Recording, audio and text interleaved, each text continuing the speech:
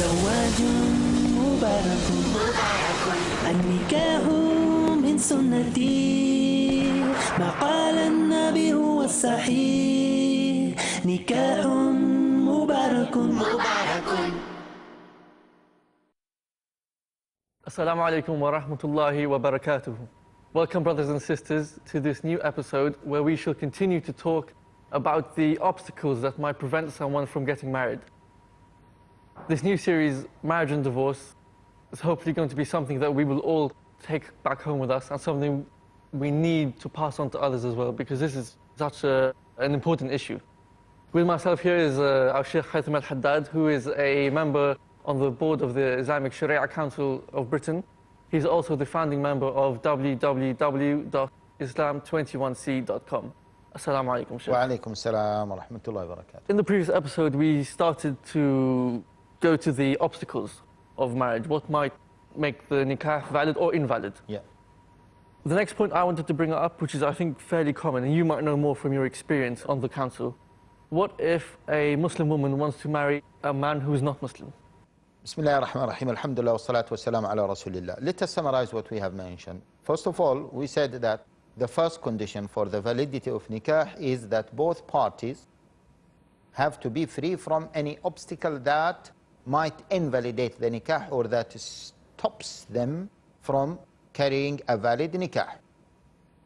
What are those obstacles? There are different types of obstacles. The first one, that the wife is married. يعني انشغال المرأة بعقد الزوجية أو بعقد زوجية, that she is married. She did not have a legal means شرعي, legal divorce or خلع or dissolution. Because previously we made sure we differed between the civil marriage and the Islamic marriage. And the Islamic marriage. The second main obstacle is that the lady is haram for the man. Either permanent haram or temporary haram for the man. Mahram. Permanent haram is mahram. Temporary haram is not mahram, but she's temporary haram to be married to this person. We spoke about the permanent haram. Briefly, we don't want to go into details, and we mentioned the ayah when Allah Jalla wa Ala says, حرمت عليكم أمهاتكم وبناتكم وأخواتكم وعماتكم وخالاتكم وبنات الأخ وبنات الأخت وأمهاتكم اللاتي أرضعنكم وأخواتكم من الرضاعة وأمهات نسائكم وربائبكم اللاتي في حجوركم من نسائكم اللاتي دخلتم بهن فإن لم تكونوا دخلتم بهن فلا جناح عليكم. So we explained that the permanently haram women to marry, first of all the mother or mothers. Mothers means your mother and her mother. So the lineage going up and down. Going up and down from both sides. So your mother and her mother and her mother, or your father's mother, or your mother's mother's mother, or your mother's father mother. All of them. Yeah, ummahatukum, mothers. And banat, your daughters. Okay, daughters of course, your daughter and the daughter of your daughter. The daughter of your son, she's your daughter. Okay? And thirdly, وَأَخَوَاتُكُمْ. أخواتكم either full sister or half sister. Half sister means what? Means she's my sister from my mother only, or she's my sister from my father. The full sister is she's my sister from my mother and father. Okay? Now, the stepsister is something else. We are not discussing the stepsister. No, she is my sister. Okay? Either full or half. وَأَخَوَاتِكُمْ. And then maternal aunties, paternal aunties. Your direct auntie. Auntie means what? She is the sister of my mother. Blood related direct. Blood related directly, either the full sister or half sister. For example, my grandfather had 2 wives. So my mother had a full sister or had half sisters. All of the half sisters are my what? Aunts. Okay? Same thing from my father's side. My amma. My amma is haram for me. Either full amma or half amma. Yeah. وعماتكم وخالاتكم. وبنات الأخ, the daughter of my brother and the daughter of my sister as well. Okay, and their daughters. Because the ruling of the daughter goes down. Yeah? And their daughters. From my sister and from my brother. Because I will be as an uncle for them. And then Allah Jalla wa Ala said, وَأُمَّهَاتُ نِسَائِكُمْ, my mother-in-law, the mother of my wife. Even if I divorce my wife now, my mother-in-law is haram permanently for me. I cannot marry her, yeah? And I can still visit her, travel with her, she can travel with me, she's my mahram. And this is provided that she will accept this, because if I divorce her, she doesn't want to look at me. Maybe in another case. Okay. If maybe the wife Death passed or away. something, yeah. So, وَأُمَّهَاتُ نِسَائِكُمْ. Then Allah Jalla Ala said, وَرَبَائِبُكُمُ اللَّاتِي فِي حُجُورِكُمْ. رَبَائِبُكُمُ اللَّاتِي فِي حُجُورِكُمْ. If I got married to a wife, and I consummated the marriage, then her daughter is considered to be Rabiba. Rabiba haram for me. I'll become mahram for her. Provided that the marriage was what? Consummated. Or there was a khalwa. There are different of opinions. We'll not get into this. If I marry, again, if I marry a sister, she had the children, and then my wife passed away. Her daughter is still mahram for me, and I am still mahram for her. These are what? These are permanent haram. Again, the permanent haram, the scholars used to differentiate between haram by blood and haram because of marriage. For example, my mother-in-law is haram for me, not because of blood relationship, but because of what? Marriage. Within the permanent haram, there is وَأُمَّهَاتُكُمُ اللَّاتِي أَرْضَعْنَكُمْ وَأَخَوَاتُكُمْ مِنَ الرَّضَاعَةِ. My mother by breastfeeding, and my sister by breastfeeding. So if I breastfeed from a lady who is a stranger, with certain conditions, she become my mother. My mother in what? By breastfeeding. She breastfed me. Breastfed you. Okay? Now her daughters, so I was breastfed by this mother. Her daughters are my sisters. But my sisters has nothing to do with them. Okay? My sisters are not the sisters of those sisters. But myself, because me and those sisters were breastfed by one breast. Yeah. Okay? Again, there are more details. Let us not get into them now. So I cannot marry my mother by breastfeeding and my sisters by breastfeeding if it happened that the person got married to a sister and then they found out that there was breastfeeding between both of them, as it happened number of times, then this marriage is what? Invalid. Invalid. SubhanAllah. Okay? Invalid. We don't do talaq. We don't annul it. No, it is as if it did not happen in the first place. So there's nothing to annul. There is, exactly, yes. There is nothing to annul. I hope that it's clear. Now, what about the children, if there were children?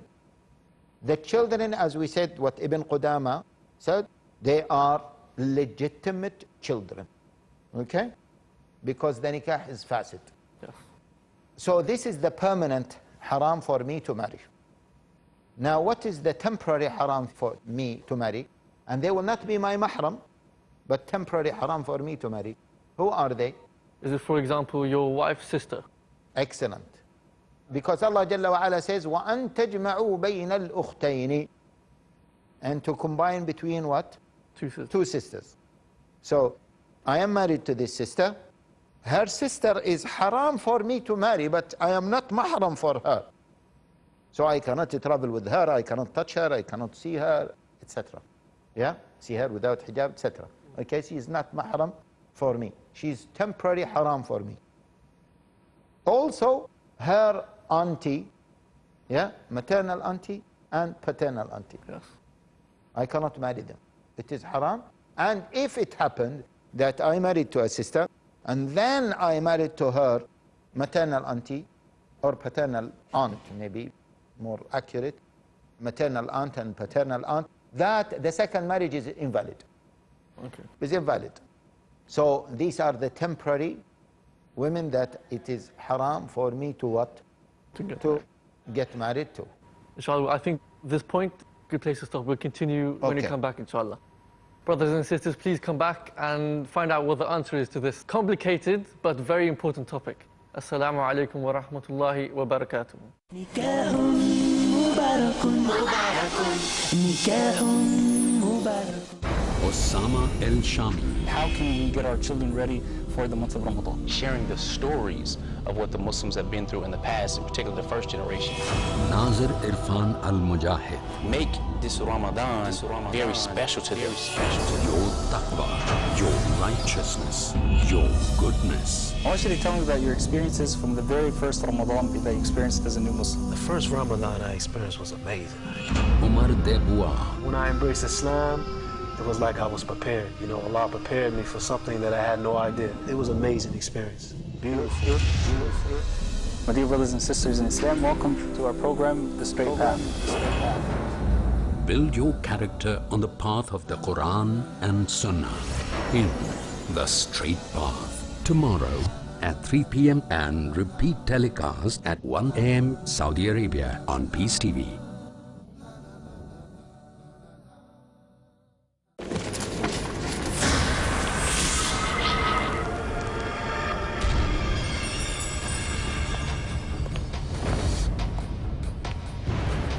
Today, one of the most common misconceptions in the world about Islam is that Islam was fed by the sword. But the noted historian, Dilesi O'Leary, has a different opinion in his book, Islam at the Crossroads, on page number 8. He says that history makes it clear, however, that the legend of fanatical Muslims sweeping through the world and forcing Islam at the point of the sword upon conquered races is one of the most fantastically absurd myths that the historians have ever repeated.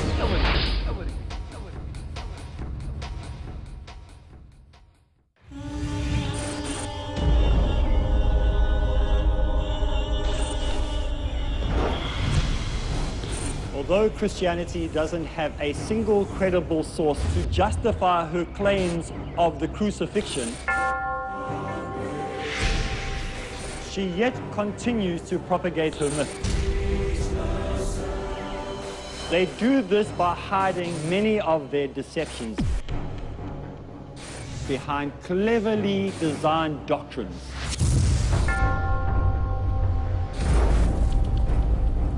Did you know that Christianity stands or falls at the cross? So how did they do this? Join me for the series called The Cross Question. Probe the past that proves Christianity in practice is fictitious in The Cross Questioned. Next on Peace TV. نكاح مبارك نكاح مبارك. Assalamu alaikum wa rahmatullahi wa barakatuhu. Welcome back, brothers and sisters, to this discussion where we are currently covering the topic of who we can marry and who we cannot marry. And this might be a temporary case or a permanent case. Bismillah ar-Rahman ar-Rahim, alhamdulillah, salatu wassalam ala rasulillah. So we said that there are women that you cannot marry at all, forever. Yeah, this is permanently. And there are ladies that you cannot marry temporarily. The ladies that you cannot marry at all, yeah, the haram is either because of blood relationship or because of marriage relationship. And the third one that we mentioned, just for our brothers and sisters to be aware of, is what? Because of breastfeeding. Yes. So, because of blood relationship, because of marriage relationship, or because of what? Breastfeeding. We mentioned regarding breastfeeding is what? The mother by breastfeeding and the sister by breastfeeding. This is the main. Otherwise there are others. Because the Prophet ﷺ said, يحرم من الرضاع ما يحرم من النسب. Hadith Aisha. In a story we might mention later, She narrated that the Prophet ﷺ said, it is haram to marry from rada', from breastfeeding, what is haram to marry from nasab, means blood relationship. Which means that even if I have a sister by breastfeeding, her daughters are what? Haram for me. Permanently. Permanently. Because I am their maternal uncle. Yeah? And they are my niece by breastfeeding. And so on. We'll not discuss this in more detail. Now the temporary haram, we mentioned what? وَأَن تَجْمَعُ بَيْنَ الْأُخْتَيْنِ, as Allah Jalla wa Ala says in the Quran, to marry two sisters. Yeah? And the Prophet ﷺ prohibited a man from marrying the maternal aunt and the paternal aunt of his wife. The Prophet ﷺ said, فَإِنَّكُمْ إِن فَعَلْتُمْ ذَلِكَ قَطَّعْتُمْ أَرْحَامَكُمْ. If you do this, you will break the ties of kinship. Because you will have two wives. Yeah? Who are they? Two co-wives. The niece and the aunt. The niece and the aunt. Yeah? This will lead to so many problems. Okay? And that's why scholars, by the way, they said it is disliked as well. It is disliked to marry a woman and her cousin. Because it will lead to the same thing. Yes. Now, again, I said, now my wife and her aunt, yeah, paternal aunt or maternal aunt, I can't marry them, haram, and if it happened, it will be invalid marriage. That doesn't mean that my wife's mother's sister, my wife's aunt, maternal aunt or paternal aunt, are mahram to me. And this is a misconception, common misconception. Because they are old, many people think that, oh, this is my wife, and this is her maternal aunt, she's old, she's mahram to me, I can travel with her, I can be in a state of seclusion, I can shake hands with her, touch her, etc. No, she is not mahram. Okay? So these are what? Temporary haram for the man. Now, part of what is haram for the man to marry is due to women who are haram for him to marry due to their religion. Such as any woman who is classified as a kafir, mushrik, non-kitabi. What does that mean? Let me clarify this. My dear brothers and sisters, Allah Jalla wa Ala created us. There are Muslims and there are non-Muslims. Now the word non-Muslim, technically, in Arabic language, doesn't exist. If you go, and I have done a search, a deep search, using computer, in the Arabic dictionaries, yeah, in the Arabic dictionaries, is there a word called غير المسلم? No. There is no word that is called غير المسلم. I've never heard of that either, so. Okay, غير المسلم. And then I use this Shamila program to search, is there a word غير المسلم used by any of the scholars other than the linguists? And I found that it was used very few times. For example, in Tafsir al-Qurtubi, 20 volumes, it was used either one time or two times when he was speaking about zakah. So he said zakah can be given to the Muslim, and غير al-Muslim, because he was making a contrast, is not eligible to take the zakah. That is the only place in that book. Similarly in many other books. But in terms of dictionary, yeah, Arabic dictionaries, Lisan al-Arab and others, this word doesn't exist. What does exist? The mu'min or the Muslim and the opposite, who is kafir.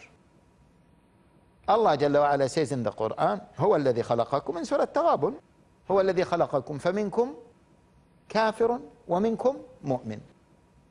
All of us are divided into two parts only. فمنكم مؤمن and منكم what? Kafir. Now, so the word kafir is equal to غير المسلم. It is not a derogatory term, as they say.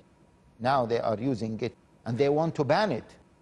They want to make it illegal in some countries to say to a person that he is kafir, or I'm not allowed to marry a kafir person. Yeah? And they say this is an insult. See, you don't tell us about our language. Yeah? This is our language. The Muslim language and the Arabic language. The Muslim language and the Arabic language, it is not an insult. Unless you, yeah, unless you consider the person who is not a Muslim as an insult. Yani you admit that by being a non-Muslim It's a bad thing. is a bad thing, it is up to you. For me, Muslims go to Jannah, non-Muslims go to hellfire. This is for me as a Muslim. You need to believe in this. If you believe in this, then Make the decision. you need to make a decision.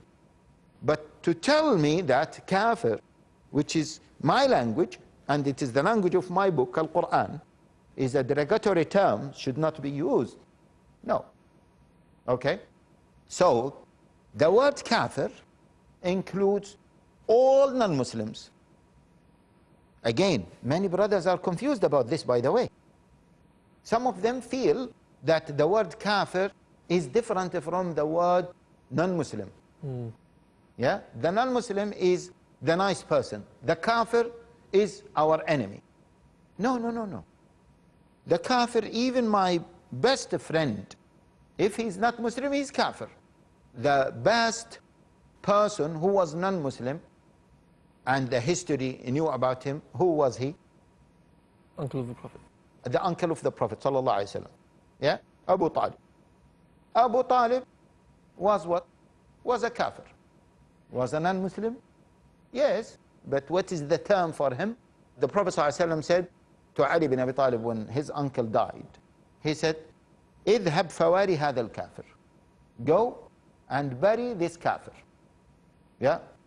I don't want to say this, but because it is not explicit that the Prophet ﷺ was making dua that Allah guides his uncle. I don't know about it, okay?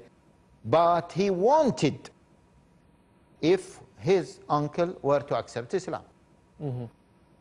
Yeah? And he was approaching his uncle when his uncle was on the deathbed. Please, just say La ilaha illallah. So on the day of resurrection, I say, Ya Allah. My uncle said La ilaha illallah. So he's Muslim. Let him be saved from the fire of hell. But he didn't do this. So he was a nice person. He was supporting the Prophet ﷺ. He was supporting da'wah, etc., etc. He was a kafir. So inshallah this matter is clear.